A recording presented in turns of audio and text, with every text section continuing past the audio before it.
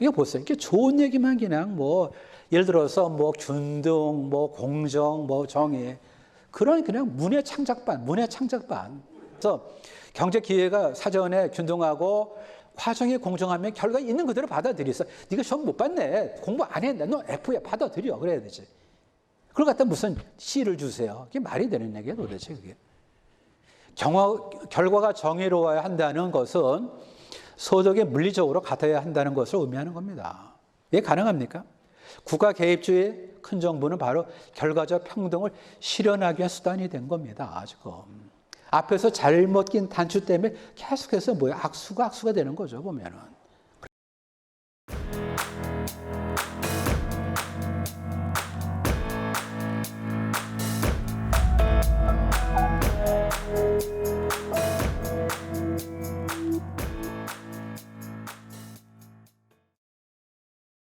안녕하세요. 서울대 트루스포럼의 김은구입니다. 학교 안에서 또 학교 밖에서 이렇게 이 자리를 찾아주신 한 분 한 분께 진심으로 감사의 말씀 드립니다. 최근에 대한민국 경제에 대해서 우려하시는 분들이 많이 계십니다. 소득주도 성장론을 비롯해서 반기업적인 그런 정책들로 인해서 지금 이렇게 기업의 상황이 그리고 또 소상공인들의 상황이 상당히 어렵다고들 하는데요. 또 얼마 전에는 이례적으로 IMF에서 한국의 경제 성장률에 대해서 우려 섞인 목소리를 전달하기도 했습니다. 오늘 그러한 점에서 너무 유명하신 교수님이시죠. 명지대학교 현재는 명예교수이신 조동근 교수님 모시고 대한민국의 경제 상황을 포함해서 전반적인 상황을 돌아보는 시간을 마련했습니다. 조동근 교수님 큰 박수로 이 자리에 모시겠습니다.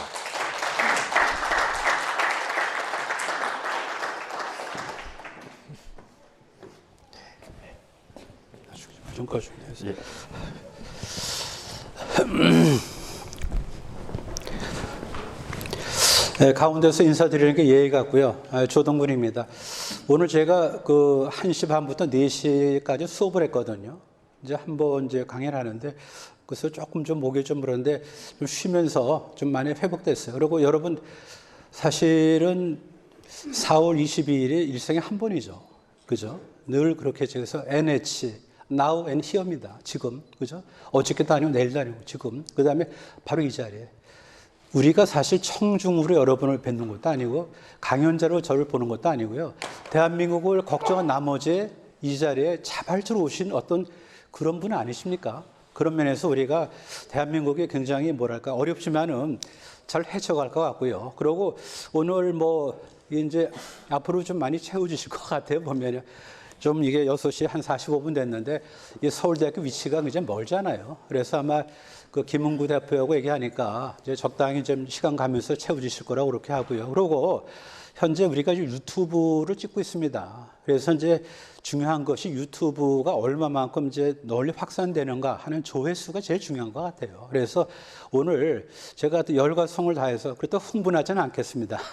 옷도 일부러 차분하게 제가 좀 빨간 거를 메고 올까 하다가 그건 아닌 것 같아요. 차분하게 화를 내지 않고서 얘기할 수 있잖아요. 그래서 이제 좀 굉장히 좀 침착한 옷을 입고 왔고, 그리고 또 유튜버에서 많이 이게 확산되면 좋을 것 같아요. 그리고 이제 컨텐츠로 승부하는 거죠. 제가 이렇게 할 건 아니잖아요, 사실. 그래서 한 일주일 동안 제가 고민을 했어요. 어떤 컨텐츠로 여러분을 갖다 모셔야 한국 경제 실상을 잘 전달하고 그다음에 주목을 불끈 주시고 대한민국을 위해서 힘을 모을까를 제가 많이 고민했습니다. 네, 그래서 일단 그렇게 좀 들어주시고요. 그다음에 이제 요거 좀 꺼주시죠, 그렇죠?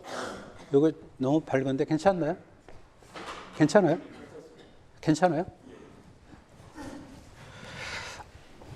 아까 여기 있군. 봤습니다. 예.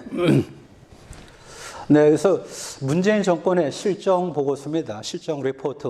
그래서 부제가 있죠, 보면요. 그래서 국민의 분노와 눈물과 분노 그 순서도 좀 사실은 제가 잘 생각을 했어요. 국민의 분노가 앞선 것 같아요. 이 분노는 저항권이 될 수 있습니다. 그 눈물은요, 우리가 승화시켜 갖고 에너지가 돼야 돼요. 그렇지 않습니까? 그래서 실정 보고서 뭘 잘했냐 도대체. 우리의 어떤 분노와 눈물을 좀 봐라. 이렇게 이제 말씀을 좀 드릴 수 있겠습니다. 이게 지금 굉장히 첫 화면인데요. 우리가 사회과학은 관찰을 하지 않아요. 실험을 못하고 자연과학은 이제 실험을 하는데 유일하게 대한민국이 사회과학에서 실험을 한 겁니다. 이게 바로 체제 실험이죠. 하나 빼놓고 다 똑같았잖아요, 보면요. 그렇죠. 그 하나 빼놓고 차이가 났다면 그 하나 차이가 바로 이겁니다, 지금요. 여기 보다시피 이게 제가 찍은 게 아니고 연합뉴스를 인용한 거예요. 자사죠, 보면. 그렇죠. 공동경비구역. 그러면은 느닷없이 분단됐죠. 그리고 두 세대가 경과되고 나서 뚜껑 열어보니까 이게 바로 솔루션이에요. 누가 승자고 누가 패자입니까? 이 가운데가 얼마나 창피하겠어, 속으로요. 쟤도 젊은데, 그렇지 않습니까? 근데 우리가 왜 패자처럼 비실비실하고 이 패자가 왜 승자같이 이렇게 화났어요, 보면요. 제가 이걸 보고 진짜 완벽한 뭐죠? 체제 실험의 조건이에요. 어떻게? 느닷없이 분단됐고 두 세대가 경과돼서 60년 지난 다음에 뚜껑 열어보니까 이런 그림이더라, 이런 말씀입니다. 네. 여기 이제 디테일을 보면요. 2017년 북한의 경제 이력은 대한민국의 50분의 1이에요. 2%밖에 안 돼요. 이건 이제 팩트입니다. 그래서 제도하고 체제가 기본적으로 인간의 본성과 부합하는 거가 제일 중요합니다. 북한이 못 사는 이유는 뭐냐면요. 그 체제하고 제도가 인간의 본성에 부합되지 않아서 그런 겁니다. 체제는 궁극적으로 뭐죠? 딱 두 마디예요. 생존과 번식의 친화적이어야 됩니다. 우리가 왜 노력합니까? 생존과 번식이에요. 번식에 거치시면 번영으로 고치셔도 돼요. 하지만 원색적으로 얘기하면 뭐죠? 생존, 그 다음에 번식이에요. 제도가 여기에 친화적이어야 되는 거죠. 북한은 그게 아닙니다. 김일성 일가를 위해서 존재하기 때문에 이렇게 아까 본 그 그림이 나온 겁니다. 지금요. 대한민국의 체제의 승자가 됐죠. 분명 사실이에요. 체제 승자로서 대한민국의 근대 여정은 어떻게 돼야 됩니까? 여기 보다시피 뭐죠? 산업화했죠? 민주화, 선진화, 그 다음에 자유민주주의에 의한 통일을 완성을 해야 됩니다. 제가 빨간 글씨 왜 썼겠어요, 보면요. 예? 여기 보다시피 자유민주주의에 의한 통일을 완성을 해야 되는 것이 체제 승자로서의 대한민국의 근대 여정 이어야 된다는 거죠. 근데 도대체 엉뚱한 사람이 나타나서 제가 너무 화가 나는 게요. 이거를 보고 이게 2017년 아주 불과 얼마 전에요. 퀘르버. 우리가 추구하는 것은 오직 평화입니다. 우리는 북한의 붕괴를 바라지도 않으며 어떤 형태의 흡수 통일도 추진하지 않을 겁니다. 이렇게 좀 돼 있어요. 좀 봅시다 보면요. 이 퀘르버 선언인데 문재인 대통령의 신한반도 평화구상 대통령을 썼죠, 제가. 그 다음부터 빼겠습니다. 왜냐하면 두 번 얘기할 필요 없잖아요. 제가 예를 갖췄으니까 문재인 대통령, 지금부터 문재인이에요. 제가 전례 안 합니다. 이거 다 필요가 될지 몰라서 일부러 쓴 거예요. 쓰고 싶지 않아요, 사실요. 여기 보면은 치명적, 독선적, 결정적 패착입니다. 대통령이라고 국채와 정체를 바꿀 수 있습니까? 여기 보세요. 대통령 선서가 있습니다. 나는 헌법을 준수하고 국가를 보유하며 대통령으로서 쭉쭉쭉 나갑니다. 나는 헌법을 준수하고 국가를 보유하며 이게 선서예요. 그런데 헌법 제4조가 뭔지 아세요? 여기 보다시피 보면 대한민국은 통일을 지향하며 지향하되죠. 그죠? 논리적으로 지향하되 물론 이제 되를 못 쓰니까 하며 자유민주적 기본 질서에 입각한 평화적 통일 정책을 수립하고 이를 추진한다. 헌법에 있는 거예요. 헌법에. 무슨 퀘르버가 도대체 뭡니까 도대체 이게. 어떻게 도대체 헌법을 갖다 무시합니까? 자연인이 현재 무슨 대통령을 하든 그건 아니죠. 대통령을 하더라도 국채와 정책을 바꿀 수 있는 건 아닙니다. 여기 보세요. 북한이 핵개발 의지를 고수하고요.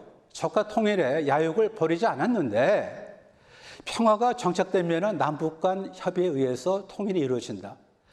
이거는 너무 사실 무책임한 거죠. 그럼 물어보는 거예요. 평화가 어떻게 정착되나 물어보는 거죠. 평화가 어떻게 정착되나? 역사상 통일은요, 뭐냐면은 힘의 관계가 반영된 인위적인 정치 변동입니다. 쉽게 말씀드리면 꿇어 앉힌 게 바로 통일이에요, 보면요. 그거 아닙니까? 우리가 그렇게 말을 못하니까 여기 이제 힘의 관계가 반영된 인위적 정치 변동이다 그거죠. 합의에 의한 통일은요, 절대로 네버 불가능합니다. 어떻게 합의에, 이게 도대체 뭐예요? 그럼에도 불구하고 하나의 민족이기 때문에 합의를 통한 통일이 가능하다고 믿어요. 이게 좀 말이 됩니까? 이게 지금. 민족은요, 그건 감상이에요. 민족 그 위에 체제가 있는 거죠. 체제가. 그렇죠.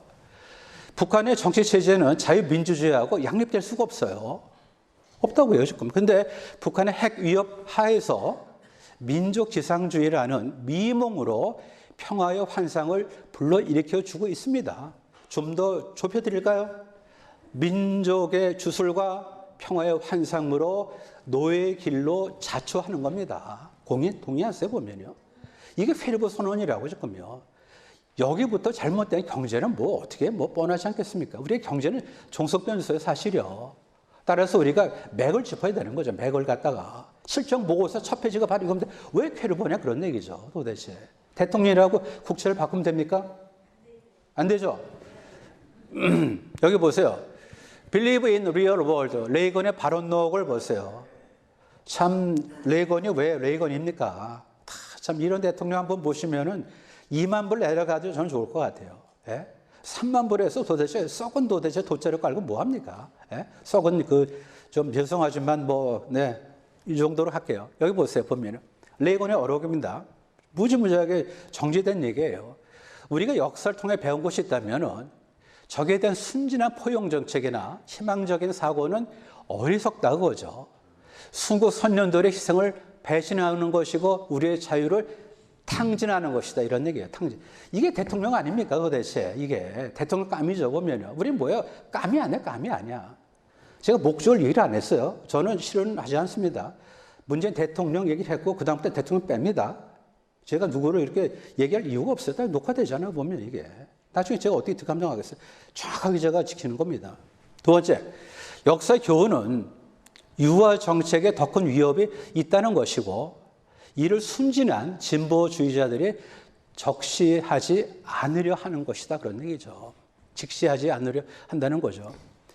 여기 보세요. 포용 정책은요. 그 포용 정책은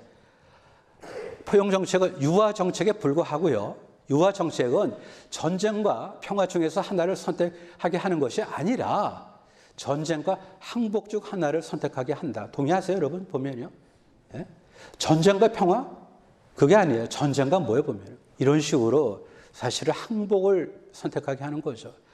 알렉산더 해밀턴이라는 분이 계세요. 굉장히 소름 끼친 얘기를 한 겁니다. 우리가 이걸 깊이 들어야 돼요. 보세요. 지금 위험보다 치욕을 택하는 나라, 위험보다 치욕을 택하는 나라, 지배당할 마음을 갖고 있고 지배당에 마땅하다 이런 얘기예요. 지금요. 그렇지 않습니까? 보면요. 즉 군사력이 중요한 게 아니라고 지금요. 현재 이런 식으로 보면은 즉 우리가 그냥 평화, 오로지 평화. 우리의 소원은 통일. 어떤 통일이죠? 어떤 통일? 아까 우리가 보셨잖아요, 보면요. 느닷없이 분단되고 두세 대 지난 다음에 뚜껑 열어봤는데 체제의 승자가 패자가 돼 있고 패자가 잘난 체하고 말이죠. 어떻게 된 겁니까? 여기 보세요. 외교 난맥상입니다. 보면 이중적인 한미동맹인데요. 4월 11일 불과 며칠 전이죠. 한미 정상회담 백악관 방명록에 쓰기를 문재인이요. 누구도 가지 못한 평화길, 위대한 한미동맹이 함께 갑니다라고 썼어요. 이건 제가 그냥 갖고 온 겁니다. 아무도 가지 못한 평화의 길, 이런 얘기 좀 하지 말았으면 좋겠어. 그래서 문재인 안 썼죠. 그는 문의 창작반, 싸구려, 문의 창작반. 이런 얘기 쓸 필요 없어, 이런 얘기 도대체. 이게 뭡니까 도대체. 아무도 가지 못한 평화의 길. 이게 꼭 있어야 됩니까 이게? 그러고 위대한 한미동맹이 함께 갑니다라고 쓰고 위대한 남북협력이 함께 갑니다로 읽었잖아요, 사실이요. read and write가 다르죠, 보면요. 그렇죠? write랑 read가 다른 거죠. 그래서 분명 쓰기는 위대한 한미동맹이 함께 갑니다라고 썼지만 읽기는 뭐죠? 위대한 남북협력이 함께 갑니다라고 읽었어요. 왜 그렇습니까? 근거를 대죠, 근거를. 이게 바로 이겁니다. 트럼프 대통령이 빅딜을 요구하는 것을 익히 알면서도 스몰 딜 또는 good enough 딜을 제안했잖아요, 사실이요. 그러면 상대하고 같이 가는 동맹이라면 상대 얘기를 경청해야 되는데 엉뚱한 얘기하면서 무슨 같이 갑니까? 그러면 스몰 딜, good enough 딜은 누구한테 좋은 겁니까, 이게? 북한이 얘기하는 거 아니에요, 지금 북한이 지금. 그러면 북한이 좋아하는 걸 대신 얘기해 주니까 트럼프가 좋아하겠습니까? 좋아할 리가 없는 거죠, 보면요. 그 사실 모르는 거죠, 보면은. 기본적으로 지력이 부족한 분입니다. 누가? 상상에 맡길게요. 제 입으로 발언하기 싫습니다. 북한의 비핵화 담보 없이 금강산 관광, 개성공단 재개 등 남북 경협을 진행하려고 하잖아요. 얘기를 했잖아요. 그렇기 때문에 보면은 이중적인 한미 동맹관이죠. 누구도 가지 못한 평화의 길, 위대한 한미 동맹에 함께 갑니다라고 썼고 무슨 말인지도 모르고 행동은 전혀 다르잖아요, 보면요. 국가 원수는 국가 원수다워야 돼요. 그렇지 않습니까? 뭐 불편하세요? 그러지는 않으시죠? 여기 보시면은 두 번째, 충격적인 미세먼지 위성 사진. 이게 바로 2018년 1월 21일 인스티즈넷, 전혀 모르겠어요. 그냥 옮겨온 거예요. 예, 그래서 이제 날짜를 이제 적었는데 2018년이니까 이제 1년 전쯤 되는데 여기 이제 뭐 멀리서 보이시나요? 여기 이제 이렇게 보면은 이렇게 이제 중국에 보이고 이게 그죠? 반도죠, 그죠? 이 한반도 이겁니다. 이거 지금 이걸 누가 조작을 했겠어요? 보면요. 저 파란 데가 서울이에요. 지금 이렇게 우리가 지금 당하고 있어요, 지금요. 이게 한국입니다. 여기 파란 데가 서울이요. 여기 조금 아래 관악산이겠네요. 안 보이세요, 관악산? 저는 보이는데. 네. 그런데 2019년 2월에 열린 한중 장관회의 회담에서 중국 생태환경부 부장 장관이죠. 조명래 장관에게 이게 뭡니까? 중국발 미세먼지에 대해서 한국 언론에 문제가 있다 하면서 중국의 책임을 사실상 부정하는 취지로 발언을 했어요. 환경장관에서. 예? 이 부장이라는 인간이 그렇죠. 한국의 미세먼지가 중국 때문이라는 증거를 대라. 이런 결례가 어디 있습니까? 앞에 저 사진 보면서도 몰라요, 보면요. 예? 증거가 뭐냐? 증거 대라 그거죠, 보면요. 그럼 내가 때리고 네가 아픈 걸 나한테 보여라. 그거 어떻게 할까 도대체? 누가 저를 때렸어요. 그 다음에 네가 아픈 걸 내가 설명해라. 똑같은 겁니다. 이런 오만이 어디 있어요, 세상에. 그때 이 조 장관은 어때? 같은 조신의 사실이야. 좀 실현해 보면은 이 환경부 장관도 참 진짜 그래요. 제가 뭐 D 대학교에 계신 그런 분입니다. D 대학교에. 예? 조 장관은 미세먼지 문제는 정치의 문제가 아니라 과학의 문제이므로 양측 과학자들이 협력하자고 답변했어요. 이건 너무 잘못한 겁니다. 다시 읽어드릴게요. 뭐냐면은 정치의 문제가 아니라 과학의 문제이므로 양측 과학자들이 협력하고자 한다라고 답변했어요. 정치가 아닌 과학의 문제는 세국의 안전 문제 때 쓰는 겁니다. 그때 그 당시에 맥락이 달라요. 맥락이. 이 환경부밖에 몰라. 환경부 도대체 정치 경제를 모르잖아요. 지금 말이죠. 맥락이 다른 거죠. 미세먼지는 과학의 문제이자 동시에 정치 문제입니다. 이를 인식하지 못했다면 그는 사실 부적이죠. 이게 어떻게 지금 정치 문제가 아닙니까? 이게 지금 이게. 예? 그럼 우리가 뭐 미세먼지 데려다 놓고 뭐라고 할 건 아니잖아요, 지금요. 사실은 이게 국가 간의 어떤 이제 그 이해 충돌인데 이걸 갖다 정치 문제로 보고 정치를 풀어야 될 거 아닙니까? 선생님 어떻게 생각하세요? 이걸 갖다 어떻게 무슨 정치 문제가 아니고 과학의 문제니까 이런 국격 훼손은 우리가 자초한 겁니다. 자초한 거예요. 2017년 문재인 잘못된 거 없죠. 아까 대통령 이후 한 번만 쓴다고 그랬잖아요. 중국 방문한 자리에서 한 말이에요. 중국은 단지 중국이 아니라 주변국들과 어울려 있을 때 그 존재가 빛나는 국가이다. 높은 산봉우리가 주변에 제가 작은을 쓴 거예요. 없는 거예요, 원래는요. 주변에 많은, 근데 주변에 작은, 그죠? 많은 산봉우리와 어울리면은 더욱 높아지는 것과 같다라고 문재인이 한 얘기입니다. 이렇게 얘기했으니 얼마나 그 사람들이 우리나라를 갖다 작은 봉우리가 될 거 아니겠습니까? 중국몽이 또 연결해서 중국만의 꿈이 아니라 아시아 모두 나아가서는 전 인류와 함께 다시 함께 꾸는 꿈이 되길 바란다. 왜 전 인류입니까? 왜 전 인류예요? 왜? 상대국의 동의를 구했습니까? 동의를 구했냐고요, 지금. 그것도 안 하면서 이렇게까지 얘기할 게 뭐가 있습니까, 도대체? 저는 위는 그렇다 쳐요. 그렇지만 여기 보다시피 중국몽은 중국만의 꿈이 아니라 아시아 모두, 나아가서는 전 인류, 미국 사람, 불란서 사람 여기 왜 들어갑니까? 동의 구했습니까? 그렇게 신중하지 못한 사람이에요, 보면요. 예? 화나시죠? 힘내세요, 힘내세요. 그 대신 뭐냐면은 유튜브를 찍으니까 많이 좀 뭐 이렇게 빈자리 다 이제 거의 안 채워지겠네요. 나중에 유튜브를 많이 좀 이렇게 좀 소개하세요. 유엔 연설, 여기다 제가 뭘 끼워놓고 할까 하다가 그냥 꾹 참았어요. 팩트만 전달합니다. 2017년 9월 20일. 이건 제가 그대로 따온 거에 딕테이션 한 거예요. 진짜 이해를 못하겠어요, 문맥을. 이게 뭐냐면 나는 지난 겨울 대한민국의 촛불 혁명이야. 말로 유엔 정신이 빛나는 성취를 이룬 역사 이렇게 나가요. 이게 도대체 무슨 말입니까 도대체? 아니 연설문 어떻게 이렇게 써줘 도대체 이게 비서관들이요. 제가 쓴 게 아니고요. 이거를 제가 그대로 딕테이트한 거예요. 그거를 그냥 받아 쓴 겁니다. 그래갖고 다시 소개해드리면은 나는 지난 겨울 대한민국의 촛불 혁명이야말로 유엔 정신에 빛나는 성취, 유엔 정신에 빛나는 성취를 이룬 역사에. 이거는 국어가 문맥이 연결이 안 되는 얘기예요. 국어가. 그러니까 다 사람 나갔잖아요. 다 아시잖아요. 보면 다 나갔잖아요. 보면요. 이게 유엔 연설에서 도대체 이게 뭡니까? 이게 지금 촛불 혁명의 풍경을 기억하시는 분들도 계실 겁니다. 뭐 그러다 쳐요 보면요. 그럼 유엔 총회 참석자들이 촛불 혁명을 어떻게 받아들였을 거라고 생각해 보세요. 그는 마크롱에게도 촛불 혁명을 소개한 거로 알고 있습니다. 불란서 혁명. 거기는 인류의 보편적 가진 자유평등을 갖다 이룬 혁명이에요. 우리 뭐를 이뤘습니까? 뭐를. 도대체 비교할 거.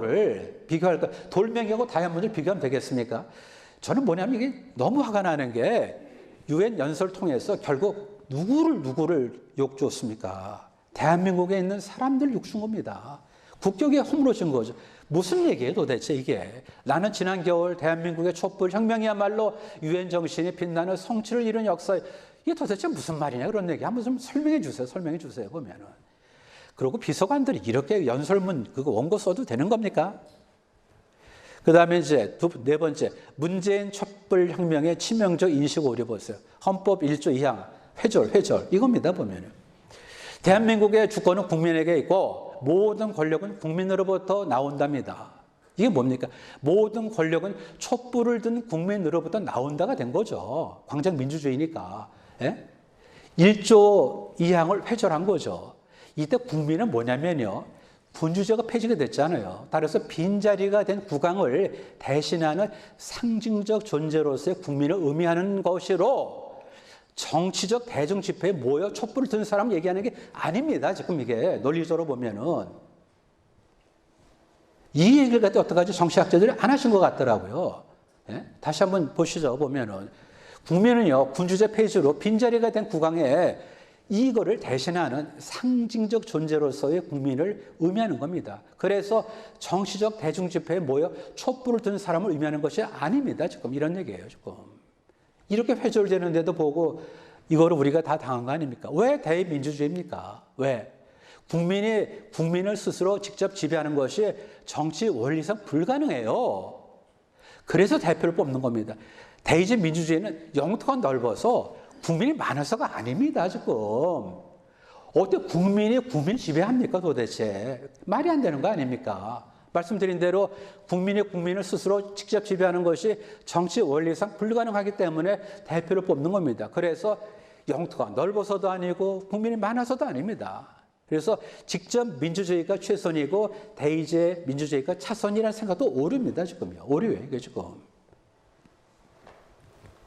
이런 거를 우리 대한민국 사람들이 좀 더 생각했었으면 말이죠. 도대체. 예? 광장 민주주의, 이게 말이 됩니까? 여기 보세요. 촛불 혁명의 주권자 민주주의 오류. 이겁니다, 지금. 주권자 민주주의는 선거나 대표자 위임에 국한하지 않고 나로부터 행사되고 어디서나 행사되고 늘 행사되는 국민주권이 실질적으로 보장되는 민주주의라고 얘기를 합니다. 예?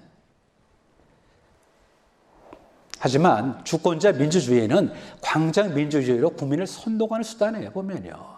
예? 지금 말씀드린 주권자는 추상적인 개념입니다, 보면은. 광장에 나와서 촛불 드는 사람이 그 사람 주권자로서 내가 권력 행사한다. 그게 아닙니다, 지금. 그게 아니죠. 광장 민주주의는 뭐죠? 법치를 파괴하는 거죠. 법치를 파괴하는 겁니다. 광장 민주주의를 차단한 프랑스 헌법을 제가 소개해 드릴게요. 맨날 그 불란서를 갖다 그렇게 그리워하는데 불란서는 굉장히 이걸 철두철미하게 차단했어요. 프랑스 헌법 3조 1항이요. 국가 주권은 국민에게 있으며 주권 재미 맞아요. 그 다음에 국민은 대표자나 국민투표를 통해서 국가 주권을 행사한다고 기록되어 있습니다. 광장에서 촛불 들어서 그게 아니란 얘기입니다. 보면은. 예? 주권 재미 맞아요. 하지만 어떻게 합니까? 대표자나 국민투표를 통해서 주권을 행사한다 이런 얘기죠. 보면은. 어디서 나온 겁니까? 불란스 헌법 제3조. 예? 광장에서의 그러니까 주권의 행사 방식을 대표자와 국민투표로 한정한 겁니다. 대표자와 국민투표를 한정한 거죠. 그래서 광장에서의 주권 행사를 인정하지 않는 겁니다. 3조 1항 보셨죠? 3조 2항이 뭡니까? 국민의 일부나 특정 개인이 주권 행사를 특수하게 부여받을 수 없다라고 기록합니다. 이거 굉장히 중요한 얘기예요. 다시 좀 보세요. 국민의 일부나 특정 기관이 주권의 행사를 특수하게 부여받을 수 없다. 그렇기 때문에 프랑스 헌법에 따르면 국채를 흔들 수 있는 헌법개정자문위원회와 온전공론화위원회는 그 자체가 위원이 되는 겁니다. 우리가 언제 여기다 국회에 무슨 뭐 다 건너뛰고 헌법자문하다는 우리가 무슨 요청한 적이 있어요, 사실이요? 보시라고요. 분명히 있잖아요. 3조 2항 국민의 일부나 위원회죠. 특정 개인이 주권 행사를 특수하게 부여받을 수 없다고 한 겁니다. 그럼 뭡니까 지금? 대표자나 국민투표를 통해서 주권을 행사한다 그런 얘기죠. 지금 우리가 완전히 대한민국이 지금 완전히 무너졌습니다. 보면 정치적으로. 민주주의가 아니에요 사실이요. 이게 뭡니까 도대체. 예? 이게 경제학자 왜 돼요? 그 다음에 제 경제학자입니다. 그래서 이제 문재인 정권의 인식 및 정책 오류 하나, 둘, 셋, 넷, 다섯, 여섯, 일곱, 여덟, 아홉, 10개를 추리는데 힘들었어요. 11개, 12개, 뭐, 근데 꼭 10개를 뭐 하는데, 뭐, 예전에 기억나세요? 서궁이 어딥니까? 덕수궁이죠. 인목대비, 그죠? 폐비하고 나서 나중에 이제 반정, 그 다음에 이제 광해군 와서 이제 뭐, 폐비가 이제 바뀐 거죠. 반정이 됐으니까. 그래갖고 광해군, 다시 죄송합니다. 광해군을 앉혀놓고 이렇게 잘못했지라고 그렇게 그냥 시도군이 한 거 아닙니까? 첫 번째, 오류 1, 오류 2, 오류 3. 잘 나가다 오류동은 없어요. 오류동. 좀 웃으세요. 저는 뭐 개그맨은 아니지만 오류동은 없네 보면. 오류동 밑에도 사류동도 없어요. 예, 그래서 이제 하나 보시면 정권이 국가인 나라고 제일 오류 10이 뭡니까? 세계적 규제 완화 속 규제 강화 역주행한 한국이죠. 요건 보세요. 오류 1. 정권이 곧 국가인 나라. 에이 창피해 도대체. 이게 뭡니까 이게 도대체. 정권이 어떻게 국가입니까? 정권을 국가로 인식하고 있어요. 정치개혁 선거죠. 무한 권능을 신봉합니다. 지금 정치개혁에 무한 권능을 신봉한 그 결과죠. 모든 권력은 국민으로부터 나온다를 또 헛소리하는 거죠. 권력의 원천인 국민의 지지를 받았으니까 모든 것을 할 수 있다는 그런 오만이죠. 오만. 정권은 선거를 통해서 국가 경영을 일정 기간 국민으로부터 위임받은 대리인에 지나지 않습니다. 동의하세요? 예전에 그 빌 클린턴이 얘기한 거 아닙니까? 나는 4년 동안 백악관에 세대로 사는 사람이다. 잘 모시겠다 미국을 갔다가. 예? 여기 보세요 보면 정권은 선거를 통해서 국가 경영을 일정 기간 국민으로부터 위임받은 대리인이에요 지금요. 정권은 선거에 기반하기 때문에 선거 결과에 따라서 주인이 바뀌죠. 정치 개혁의 내재적 한계 이거를 망각해서는 안 돼요. 그러니까 the intrinsic limitation of the present contract 되죠. 그렇죠? 바꿔 말하면은 내가 헌법을 멋대로 바꿀 수 있다. 그게 아니라 그런 얘기입니다. 보면요. 문재인 정부는 이미 기구죠. 헌법 개정 전문위의 자문 형식을 빌어서 헌법 개정을 시도했죠. 개헌에는 금선이 있어요. 지금요. 내재적 한계가 있습니다. 그래서 intrinsic limitation of the present contract 나오잖아요. 자유민주주의와 시장경제를 부정하는 개헌을 할 수 없습니다. 이거는요, 지금요. 이걸 할 수 있다고 생각하는 게 바로 뭡니까? 정권이 국가의 나라죠, 도대체. 이게 뭡니까, 이게 지금. 누가 도대체 이게 무슨 그 허접스레 도대체 헌법 개정 자문위에다가 이걸 우리가 자문을 의뢰했습니까? 그런 적 있냐고요? 우리 국민이 그렇게 한 적이 있냐고요, 도대체. 여기 보세요. 국민은 헌법 개정 자문위원회와 원전 공론화위원회에 정책 결정권을 부여한 적이 없습니다. 없어요. 프랑스 헌법 기준을 적용하면 아까 기억하시죠? 그렇죠? 그러면 국채를 흔들 수 있는 각종 위원회 설치와 운영은 그 자체 위원회예요. 보면요. 위원이라고요. 이렇게 대놓고 위원하는 데가 어딨습니까? 보면은. 예? 아까 우리가 이제 좀 지나왔지만 다시 한번 좀 보시면요. 이 불란서 여기에 보면은 주권역이요. 주권 행사 방식은 대표자하고 국민투표로 한정합니다. 지금요. 그렇죠. 그리고 3조 2항은 국민의 일부나 특정 개인이 주권 행사를 특수하게 부여받을 수 없다고 하고 있어요. 그러니까 위원회를 만들어서 지멋대로 할 수 없게끔 차단한 겁니다. 이대로 하면은 굉장히 불란서는 진짜 민주국가에 보면요. 민주국가라고요. 우리는 그것도 아니죠. 여기서 이제 여기까지 왔고요. 근데 보면은요. 이제 5.6.21을 보세요. 설계주의인데 문재인 대통령 취임사 한 번 좀 더 썼습니다. 장이 바뀌었으니까. 그런데 지금 제 가슴은 한 번도 경험하지 못한 나라를 만들겠다는 열정으로 뜨겁다. 그리고 지금 제 머리는 통합과 공존의 새로운 세상을 열어갈 청사진으로 가득 차 있다. 너무나 문의 창작반이야. 너는 문의 창작반. 이게 도대체 뭡니까? 특히 도대체 지금 제 가슴은 한 번도 경험하지 못한 나라를 만들겠다는 열정. 제가 중학교 2학년 때 느낀 그런 감정이야 도대체. 제가 중학교 2학년 때 14살. 창피하지 않습니까? 경험하지 못한 나라는요, 존재하지 않는 나라죠. 그렇죠? 경험하지 못한 나라는 존재하지 않는 나라죠. 논리적으로 존재할 수 없는 nowhere. 없다고. 네? 그렇다면 새로운 나라를 만들겠다는 것인데, 이는 일종의 좌파 설계주의의 발로죠. 이성에 대해서 무한 신뢰를 갖다 우리가 질서는 뭐죠? 서서히 잡혀나가는 거예요. 이걸 갖다 무슨 설계하듯이 그게 됩니까? 안 되는 거죠. 시장경제 질서는 자생적인 산물이에요. 문재인 정권의 질서를 설계할 지력과 능력이 있는가? 한번 물어보는 거예요. 제가 보면. 지력과 능력이 있냐? 양력이죠. 지력과 능력이 있냐? 없죠. 그런데 무슨 도대체 한 번도, 제 가슴은 한 번도 경험하지 못한 나라를 만들겠다 열정으로. 아유, 참. 이게 두 번째 설계주의 사고입니다. 5.3 국가 전체주의 사고입니다. 국민 개개인의 주권자라고 그랬죠? 아까 그렇죠? 국민 개개인의 주권자. 즉, 원자화된 개인 위에 선하고 전쟁 국가가 털컥 올라서는 것이 바로 국가 전체주의 사고입니다. 하나가 전체가 하나를. 이게 바로 북한 그 아이디어 안에 보면. 그러니까 국민 개개인이 주권자. 맞죠? 즉, 원자화된 개인 위에 털컥 올라선 선하고 전시한 국가가 올라서는 것. 국가 전체주의 사고죠. 그러니까 내 삶을 책임지는 국가라는 환상이 뭐예요? 지금 이게 나오는 거 아닙니까? 왜 내 삶을 국가가 책임집니까? 도대체 국가가 왜 내 삶을 책임져야 돼요? 도대체 이게 말이 됩니까? 제가 선생님 삶을 책임질 수 있습니까? 똑같은 거죠. 어떻게 해? 예? 그래서 이는 국가가 국민의 생명과 안전 그리고 재산을 책임진다는 것과는 전혀 다른 맥락이죠. 이건 맞아요. 국가가 국민의 생명과 안전 그리고 재산을 책임져야 돼요. 이건 맞아요. 하지만 고유의 재원을 갖지 않은 무산 국가가 국민의 삶을 책임진다는 것은 도대체 무슨 말입니까? 이게 지금 문맥이 다른 거예요. 문맥이. 제발 국민의 생명과 안전 그리고 재산을 책임지세요. 하지만은 뭐예요? 내 삶을 책임지는 건 바로 납니다. 그런 얘기죠.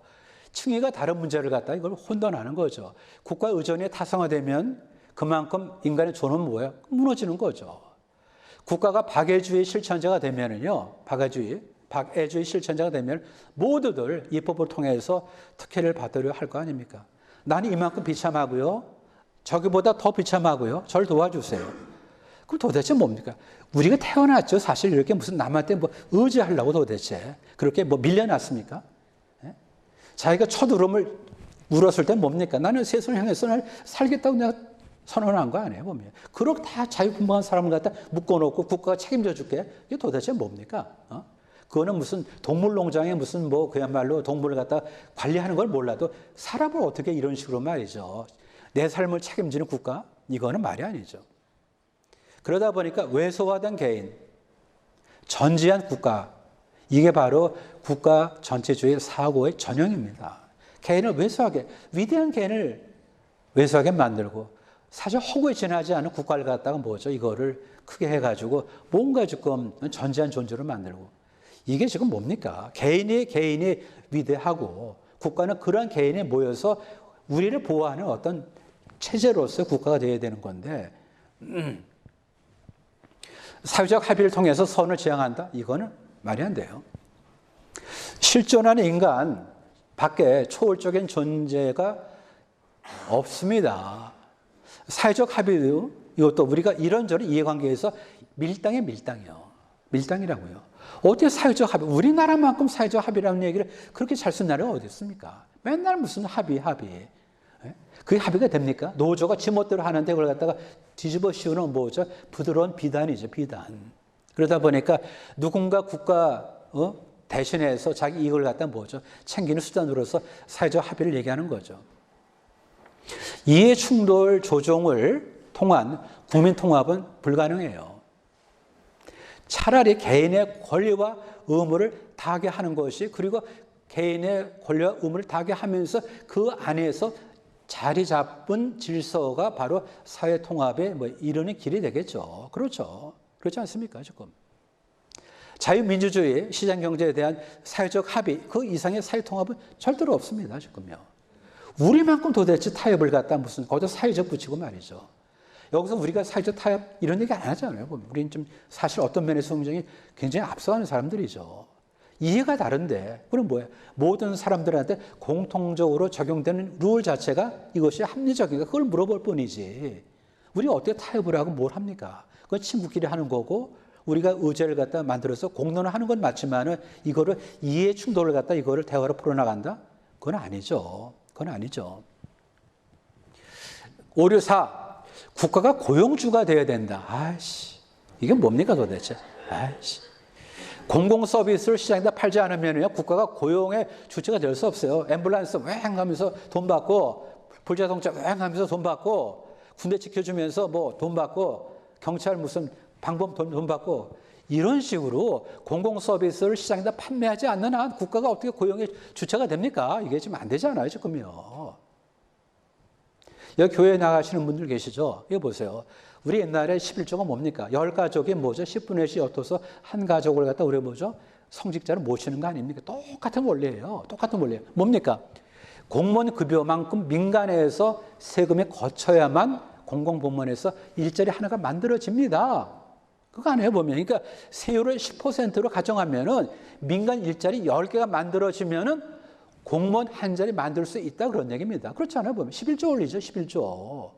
우리 세금 내는 거 안 해보면요. 그래서 10명이 뭐예요? 10%씩 한 사람 몫이 나오는 거죠. 그거죠, 그거. 그래서 국가에 기대되는 역할은 공공서비스를 생산하는 것이지 고용 창출이 아닙니다. 고용 창출. 54조를 썼다. 54조를. 아, 이거 도대체 뭡니까? 이걸 보세요. 여기 보면은 뭐 2017년 본대산 넘어가죠. 예. 아니 도대체 이게 뭐 54조 왜 써 도대체 이거를 어디로 다 갔는지도 모르고 도대체 이게. 예? 예?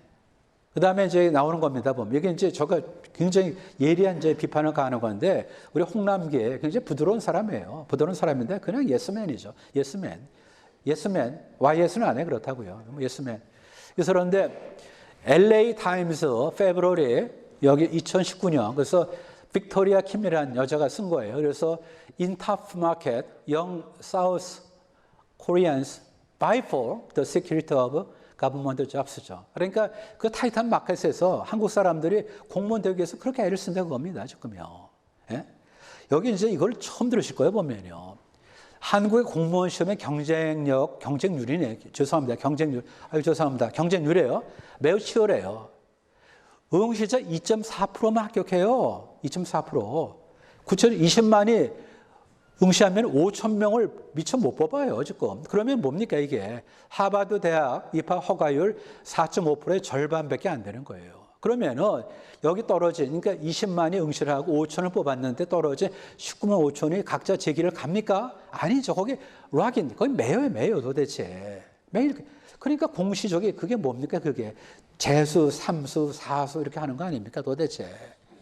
이로 인한 사회 간접 손실을 우리가 간과해서 안 된다는 겁니다, 지금요. 왜 도대체 공무원이 이게 뭡니까? 하도 그냥 국가가 고용을 책임지고 무슨 그런 얘기를 하다 보니까 전부 다 뭐에게? 잡 시큐리티 때문에 이렇게 되는 거 아닙니까?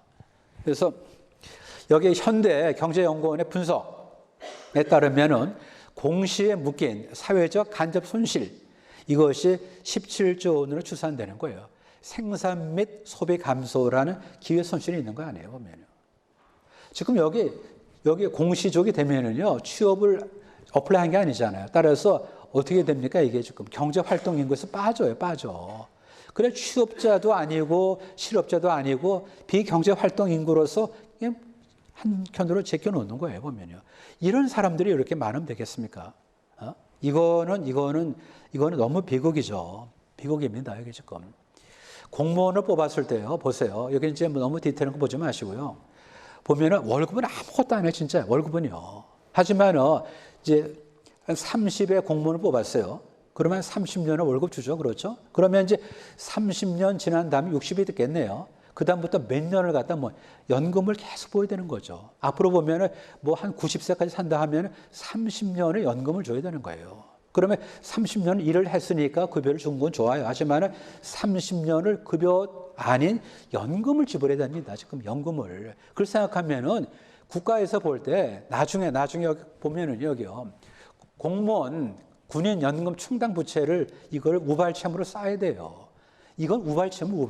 따라서 국가채무 잡히지도 않지만은 언젠가는 이게 청구될 테니까 우발채무로서 이걸 묶어놔야 되는데 그 액수가 도대체 얼마입니까? 이게 지금 845조예요. 845조. 따라서 지금 이거를 2017년도를 보면은 1555조에 거의 반이죠. 뭐가? 공무원 군인 연금 충당 부채가. 이렇다고요. 이걸 생각하면은요, 작은 효율적인 정부로 가야 되는 거고, 필요하면은 민간에서 자원봉사를 얼마든지 할 수 있는 겁니다, 지금. 그걸 안 하고 그냥 공무원에서 어떻게 하겠다는 겁니까? 예?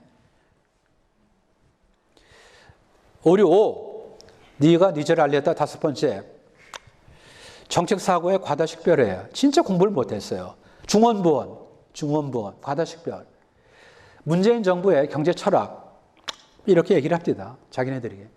경제적 기회는 사전적으로 균등해야 하며 과정은 공정해야 하고 결과는 정의로워야 한다고 이렇게 얘기를 해요. 아주 이걸 대단한 미사욕을 생각하는 거죠. 이게 뭐가 잘못됐습니까? 보세요. 한마디로 그냥 한 번에 꿰뚫는 거 아니에요. 경제적 기회가 사전적으로 균등하게 주어지고 과정이 공정하다면은 결과는 있는 그대로 받아들이세요. 이게 맞는 거 아니에요, 보면요. 그렇지 않으면 과다식별이죠, 뭡니까? 이게.